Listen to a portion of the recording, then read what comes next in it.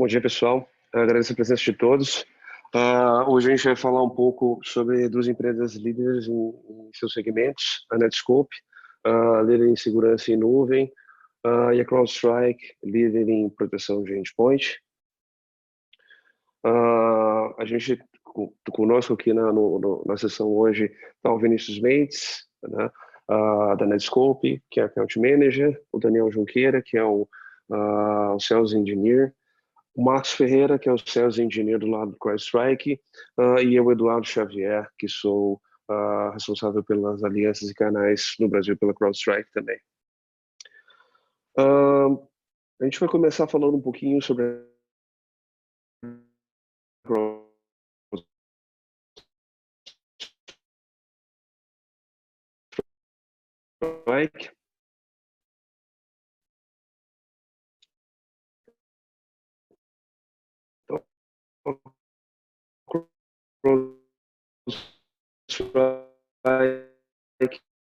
Que tradicional para os serviços, depois que veio o produto em si, que é o que a gente conhece hoje como solução de endpoint. E por que as tecnologias atuais, o que a gente chama de tradicional, não é o suficiente? A gente percebe que os ataques no nível do endpoint têm ficado cada vez mais sofisticados, né, utilizando técnicas ou mecanismos do próprio sistema operacional para fazer ataques, como PowerShell ou comandos do próprio Windows.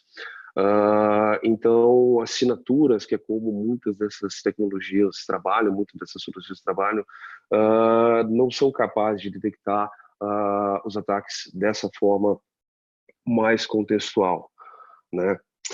A gente também percebe que muitos clientes têm dificuldade de implementar essas tantas integrações prometidas por esses fabricantes, né? São vários componentes, são várias peças, muita infraestrutura local, né, para manter essas soluções. Então a gente percebe que muitos clientes acabam nem usufruindo da totalidade dessas integrações pela dificuldade que se tem em implementar isso em produção.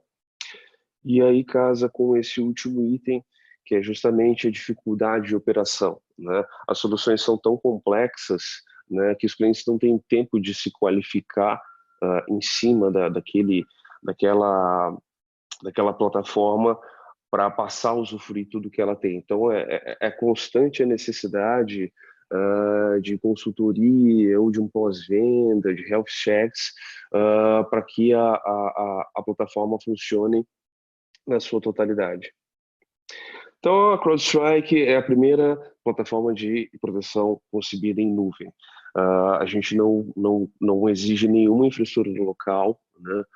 O único componente on-premise do lado da CrowdStrike é o sensor, né? Um sensor leve, que ocupa cerca de 30 megas de memória, menos de 1% de CPU, pode ser instalado e rodar junto com uma solução tradicional, até para entender um pouco dos gaps, né, de tão leve que ele poderia, né, rodar lado a lado com uma solução tradicional.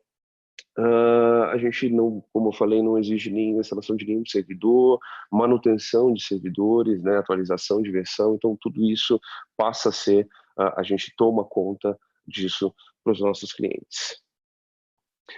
Então aqui um pouco de validação no mercado. Recentemente o Gartner lançou o quadrante mágico de proteção de endpoints, e a CrowdStrike está no quadrante de líder, né, pela primeira vez. Desde que a empresa tem um produto, né, eu acredito que seja 2013, se não me falha a memória, a gente vem galgando, né, posições melhores no Gartner, até no último agora a gente ter sido anunciado como líder. Recentemente, essa semana, a gente teve uma boa avaliação também do Forrester, na Forrester Wave, e fora algumas outras credenciais que a gente tem do próprio Gartner, que é o Customer Choice. O Customer Choice, os próprios clientes avaliam a solução, né? A gente também acabou sendo muito bem avaliado. E a gente também, apesar de ser um vendor Next Gen, a gente também participa de testes de validação, né, com o V-Comparatives, o S-Labs, e a solução também é certificada pelo framework do MITRE. Bom, dos pilares da CrowdStrike, a gente junta a tecnologia, né? Então, diminuindo a complexidade, diminuindo a necessidade de servidores locais, de manutenção de infraestrutura pelos próprios clientes. Então, a gente trouxe isso tudo para a cloud. Todas as funcionalidades são apresentadas através do mesmo agente, então a gente não exige a implementação de agentes adicionais. A parte de inteligência, a empresa nasceu como uma empresa de serviço e a gente conta muito com isso na nossa solução, através do mapeamento de ataques, das campanhas de ataque, né, de relatórios de inteligência que podem influenciar em ataques de cibersegurança. Experiência também do time que está por trás da CrowdStrike. Um dos nossos serviços conta com o Threat Hunting gerenciado, quer dizer, a gente tem um SOC da CrowdStrike que pode buscar por padrões, por comportamentos suspeitos, né, que seriam muito difíceis de ser detectados por qualquer machine learning ou qualquer tipo de software. Então a gente tem pessoas também associadas à tecnologia, associadas à solução que a gente oferece para trazer contextos para os nossos clientes, né, de como as ameaças podem acontecer, ataques silenciosos, e a gente complementa o portfólio com essa oferta também, além de serviços de resposta a incidente que a CrowdStrike oferece para os clientes. Então, a gente convida vocês a testar e validar a solução vocês mesmos. Vocês podem fazer um teste grátis. E agradeço novamente a atenção de vocês. Eu vou passar a palavra aqui para o Vinícius Mendes, que vai apresentar um pouquinho do lado da Netscope. Obrigado. Ótimo, Edu. Obrigado pela apresentação. Bom, pessoal, primeiramente, bom dia a todos. A ideia aqui é apresentar rapidamente sobre a Netscope também, a gente fazer uma apresentação geral das duas tecnologias, para depois a gente se aprofundar na parte da própria integração, né? Então, primeiramente, só comentando um pouquinho, a Netscope ela nasceu como uma empresa que provê tecnologias para empresas grandes, vamos dizer assim, ou seja, 1/4 da Fortune 100 são clientes hoje da Netscope. Os maiores ambientes de Box, Office 365, Slack, já são também protegidos pela nossa tecnologia. Então, isso é um ponto bem interessante, porque, como eu disse, é uma tecnologia que já nasceu em grandes ambientes, super bem testada em ambientes bem complexos. E o Gartner posiciona a gente no segundo ano consecutivo como líder, com a parte de CASB, né? Um ponto também que eu vou querer explicar mais para frente é que muita gente conhece a gente como CASB, mas a gente faz muito mais que somente isso, né? A gente tem toda uma parte de web, DLP, também protegemos infraestruturas na nuvem. Então, esse é um pouquinho como eu queria começar. Hoje a transformação digital vem mudando muito a forma que as empresas trabalham. Então, basicamente, TI, que está aqui nessa parte, tem muito pouco controle. Então, acaba tendo ali, por exemplo, o administrador consegue gerenciar o que é sancionado, por exemplo, o SaaS do Salesforce, a parte do Office 365, até mesmo a parte do próprio Google, né? Então, interessante que ele tem um pouco controle e hoje cada vez mais as unidades de negócio trazem novos SaaS, né? Então, você tem ali ferramentas de expense, ferramentas para gerenciamento de clientes, né? Então, cada vez mais o usuário escolhe onde ele quer trabalhar. Então, ele acaba trafegando dados sensíveis no próprio LinkedIn, enfim, num SaaS não sancionado, ele utiliza o seu Dropbox, o WeTransfer, uma série de aplicações. Então, esse é um pouco do cenário atual. Cada vez menos o usuário ele quer fechar uma VPN, fazer um back to VPN, voltar para vamos dizer assim, para a matriz, para acessar a internet. Cada vez mais você acessa a internet direto, e você acessa o SaaS direto, você acessa o Salesforce, o Office 365, a Google direto. Então, é um pouquinho do cenário. Então, a Netscope tem alguns números, algumas tendências interessantes. Aqui a parte de mais de 1.181 serviços. Essa é a média que a gente vê hoje na rua.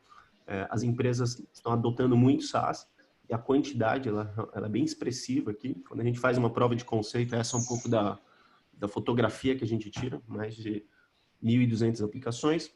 Somente 2% dessas aplicações são gerenciados pela TI e 98% é o famoso Shadow IT, onde você vê aí tráfego com informações sensíveis saindo para a internet, né? Então, aqui eu tenho alguns riscos, novos riscos com essa nova modalidade, com essa nova tendência do mercado. Cada vez mais vazamento de dados em nuvem não sancionada. Então, não sei se vocês já viram uma notícia no passado que dizia que um administrador acabou subindo várias informações sensíveis no iCloud pessoal.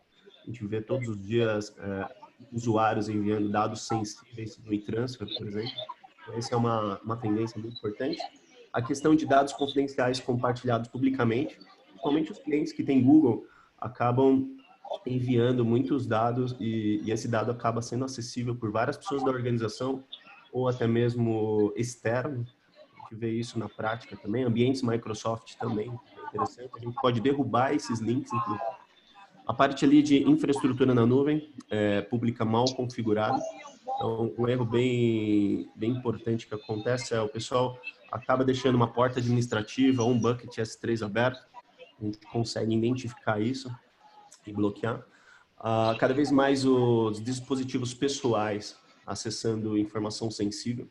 Então, hoje a Netscope ajuda bastante essa parte da transformação digital, onde eu consigo ter a visibilidade do mobile, mas eu também consigo evitar que atividades de alto risco sejam feitas em devices não gerenciados. Finalmente, ali a parte de ameaças, a gente consegue também procurar essas ameaças no que é o Data in Rest e também na informação em movimento, né?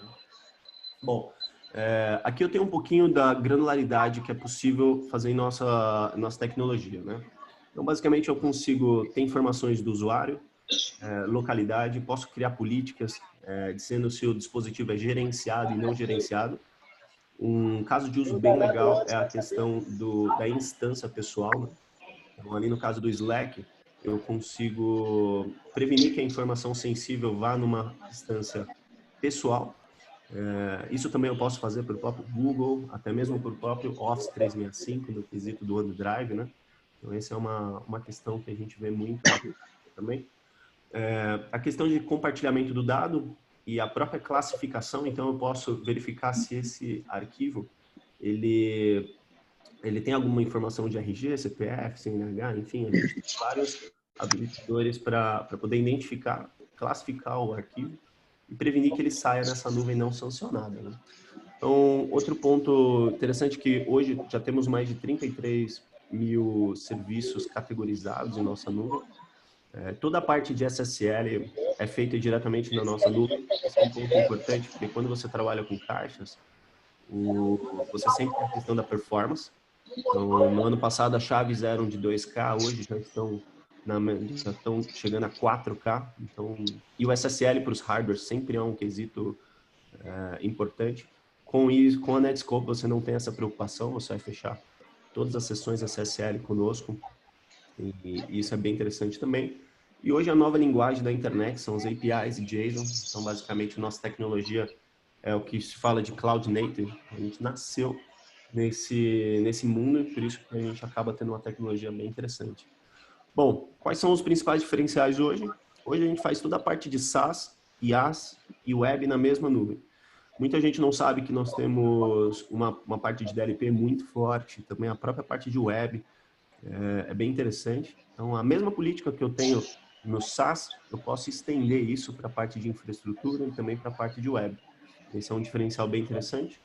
Hoje a gente, como eu disse, já nasceu com essa linguagem nova da internet, onde é APIs JSON, também identificar essa instância quando ela é pessoal. Nossa plataforma nasceu toda baseada em microserviços, então a gente acaba sendo muito escalável, muito dinâmico com isso. Como eu comentei, a gente acaba tendo mais de 33 mil serviços monitorados. A gente pode adicionar políticas de DLP nisso. É bem interessante também. Bom, eu vou repassar agora para o Daniel, para que ele possa falar um pouquinho mais da integração. E no final a gente vai abrir para algumas perguntas também. Perfeito, obrigado, Vinícius. Bom dia, pessoal. Obrigado mais uma vez por ingressar nessa conversa o dia de hoje. Aqui a conversa ela vai ser associado a uma parte um pouco teórica, mas o que a gente quer mostrar para vocês é realmente a integração acontecendo em um dos casos de uso os quais permite-se fazer entre as duas plataformas. Eu vou tomar aqui um tempinho para compartilhar minha tela rapidinho.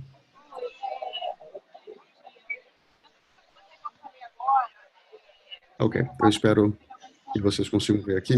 Vão ser apresentados pelo menos 3 casos de uso nos quais a gente consegue fazer essa integração acontecer. A primeira delas é um cenário uma máquina que não tem o sistema da CrowdStrike instalado, mas passa pelo serviço da Netscope, tenta acessar um eventual serviço na internet, né? Então, de repente, o usuário acessa lá um serviço como a AWS, para ele fazer qualquer atividade, e no momento que ele começa a buscar pelo serviço da AWS, ele passa eventualmente, se ele está configurado para isso, ele pode passar pela estrutura da Netscope. Ao passar pela estrutura da Netscope, o que pode acontecer, o que pode ser configurado aqui é que dentro das ferramentas de controle de acesso da Netscope, pode-se haver um serviço qual, no momento que a gente faz o proxy da sessão, a gente vai ali e realmente investiga se a estação de trabalho ela contém, entre outras coisas, o processo do serviço de proteção da CrowdStrike naquela estação de trabalho. E se ele contém aquele serviço, a gente deixa seguir adiante. Se a gente detecta que não está rodando, que não está ativa essa ferramenta, não deixa acessar o serviço. Então, é uma forma de você garantir que estações de trabalho que não estejam protegidas com aquele componente, a plataforma da CrowdStrike, acessem serviços que, para você, empresa, são críticos. Então, eventualmente, naquele mesmo acesso, se aquela estação de trabalho, que agora é uma estação de trabalho corporativa, ao acessar o serviço em tempo real e tentar fazer alguma atividade, uma atividade que para você, dono do negócio, é importante, e verifica-se que o serviço está lá funcionando, tem lá o processo da CrowdStrike funcionando, aí você tem realmente o acesso garantido. Então, é uma das maneiras da gente ter essa integração funcionando. Vale dizer que essa verificação de acesso, ela não se dá somente no primeiro acesso à aplicação, mas ela pode acontecer, por exemplo, atrelado a atividades. Então, por exemplo, no momento do usuário realizar uma atividade em determinado microserviço dentro do AWS, de repente de compartilhar, de criar um elemento, de criar qualquer componente que seja, naquele instante é que a gente pode tomar a decisão de verificar se ele está ou não com aquele processo. Um outro caso de uso tem a ver com a questão de compartilhamento de OCs. Basicamente, dentro da plataforma da Netscope existem diversos motores de detecção de ameaças. Tá?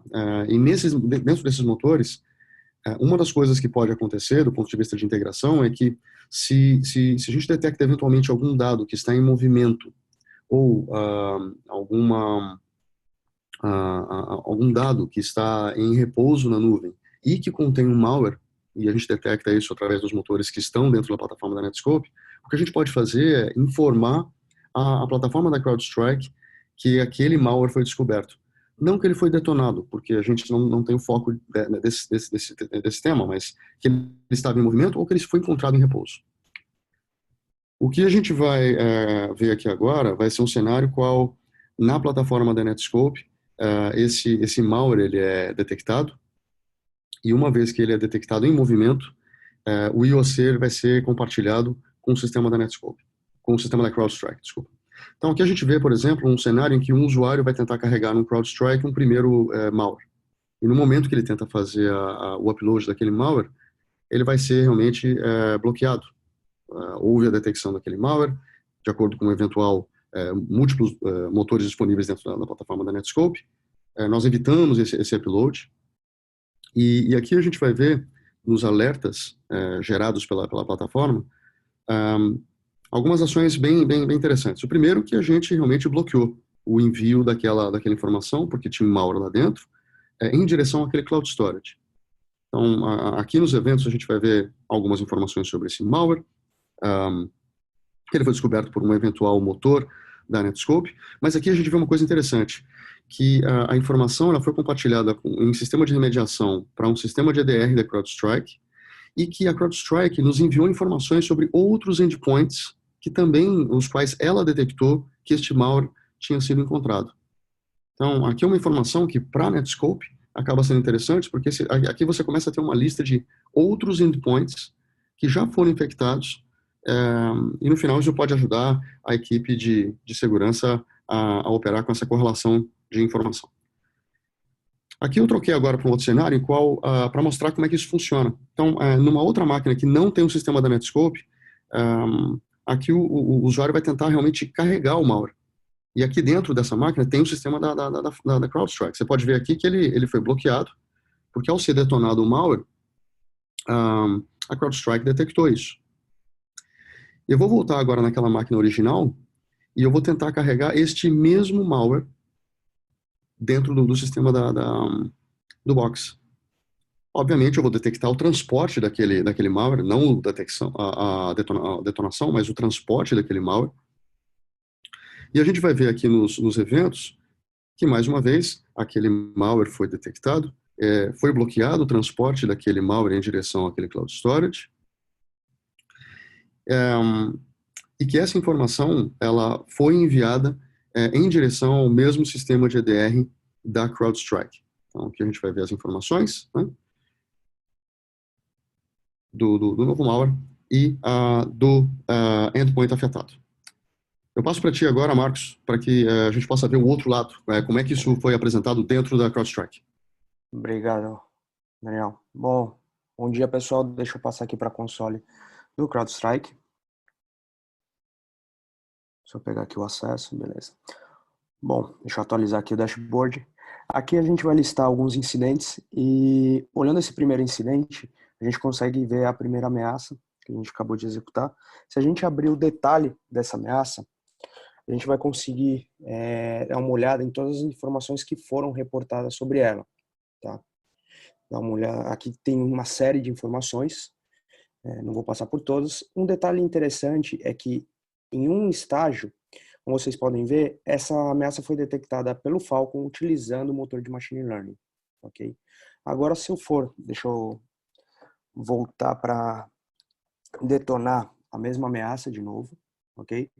Obviamente eu vou executar essa ameaça, ela será bloqueada, ok, pessoal? Vocês vão ver o alerta.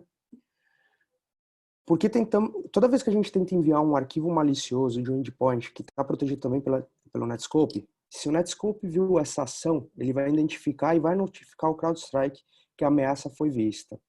E nesse momento ele envia o hash do arquivo. Voltando agora na console aqui do CrowdStrike, eu vou acessar novamente a partir de detecções, vou olhar uma segunda detecção, ok, pessoal? E alguns detalhes vão mudar nessa segunda detecção, ok? Se a gente olha a mesma parte de como foi detectado, vocês vão ver que ele foi detectado via um IOC, exatamente por um match do MD5 que veio através dessa integração. Essa informação, diferente do primeiro alerta, ela não foi vista antes, porque quem viu primeiro o arquivo foi o CrowdStrike. Então, se o CrowdStrike vê primeiro, ele atua com seus motores. Se a Netscope vê primeiramente o artefato, ele envia essa informação de volta para o CrowdStrike. Então, ambas as consoles se retroalimentam, ambas as plataformas se retroalimentam do que está acontecendo em cada lado. Ok, pessoal? Isso é uma das integrações que a gente queria mostrar. Eu vou passar a palavra de volta para o Daniel, só para a gente finalizar essa parte da apresentação da demonstração. Em seguida, acredito que vem o Vinícius para fazer o fechamento. Obrigado, pessoal. Legal, obrigado, Marcos. Bom, aqui nós vimos pelo menos alguns casos de uso disponíveis. É óbvio que a gente pode estressar outros em conjunto para cada um de vocês, mas aqui era o momento realmente de a gente apresentar um exemplo rápido de como é que isso funcionaria. Vinícius, creio que com isso a gente finaliza essa parte da demonstração e eu volto a conversa para ti. Legal, legal. Ótimo. Bom, a gente abre agora a parte de perguntas. Então, deixa eu dar uma olhadinha aqui. Tem uma pergunta que diz, acho que é até para ti, Daniel, que é: precisa ter o agente da Netscope funcionando para funcionar a integração? Acho que essa é uma boa pergunta para entender mais ou menos qual que é o fluxo dessa comunicação entre os dois, né? Legal. Não necessariamente precisa ter o agente. Há a possibilidade da Netscope detectar malwares em trânsito ou em repouso sem que haja realmente um evento, um agente, um cliente da Netscope dentro do dispositivo. Eu posso citar exemplos os quais há a possibilidade de detectar informação em trânsito passando por GRE, através de IPsec, através de proxy reverso, ou dados em repouso através de API. Legal. E isso porque essa integração em particular que a gente mostrou hoje, ela acontece através de API entre o tenant da Netscope e o tenant da CrowdStrike. Então, essa integração ela pode não ser aplicada com os casos de uso que a gente viu aqui hoje, mas para uma série de outros interessantes. Legal, ótimo. Deixa eu ver, tem alguma pergunta do lado de CrowdStrike também, Edu, que você queira levantar? Deixa eu dar uma olhadinha aqui. Tem uma pergunta, Edu, basicamente que existe a possibilidade de usar somente a parte de EDR e outra ferramenta para fazer a parte de EPP, né? A parte de Endpoint Protection. Acho que essa é uma pergunta até para o Marcos, né? Sim. O Edu comentou bem no início, a gente consegue trabalhar de forma coexistindo ou de forma única. Então, para a gente, ambos os cenários são possíveis. A gente pode coexistir só com a parte de EDR e colocar, às vezes, até a nossa parte de Prevent em conjunto com uma solução tradicional, tá? A gente não é uma solução que requer a desconstrução de todo um ambiente. Ótimo. Bom, eu queria também só pegando Tem uma um pouco... pergunta aqui, ótimo. Vini. Assim, como que a Netscope também endereça a parte de acesso web? Como que isso funciona? Bom, legal. Hoje, um ponto importante é que 85%, esse é um número Netscope, 85% hoje do tráfego para a internet é focado em aplicações, né? E sobra 15% somente para a questão do web. Mas a gente está vendo que esses dois mundos, né? Tanto a parte de CASB e a parte de web, está virando uma coisa só.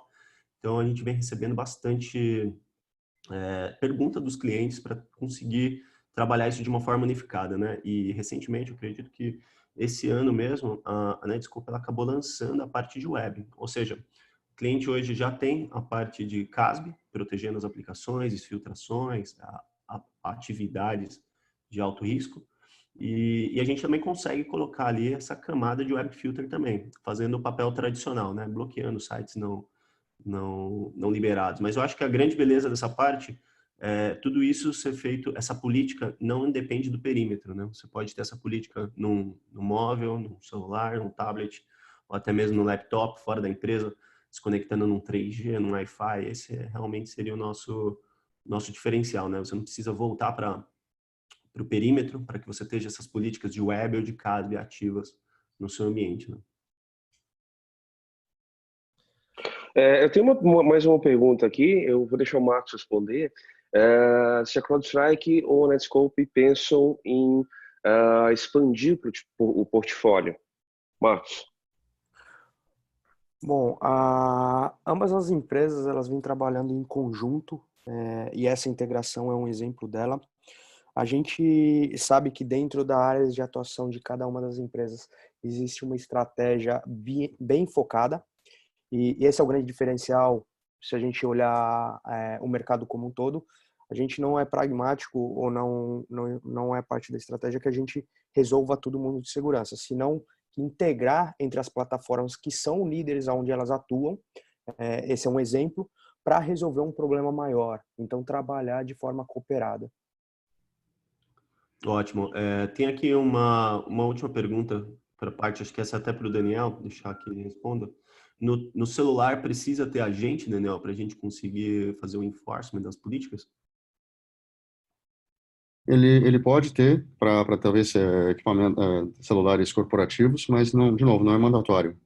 De repente, aquele celular ele pode ter eventualmente ter acessado um serviço corporativo através de navegador e ele chega dentro daquele serviço corporativo, tenta fazer um upload ou um download e se por alguma razão foi permitido que ele fizesse aquela atividade, pode ser aplicado o processo de detecção de dados em trânsito, sem que esteja um agente aplicado, e aí o mesmo comportamento que a gente viu na demonstração de hoje acontecer. Detecta-se e na detecção há o envio de IOCs em direção ao CrowdStrike. Então, em poucas palavras, não é necessário. Ótimo, legal. Bom, não sei se o pessoal da CrowdStrike tem mais alguma coisa a adicionar. Acho que aqui do nosso lado tá ok. Tem alguma coisa, Edu, que você queira adicionar do seu lado? Alguma pergunta? Não,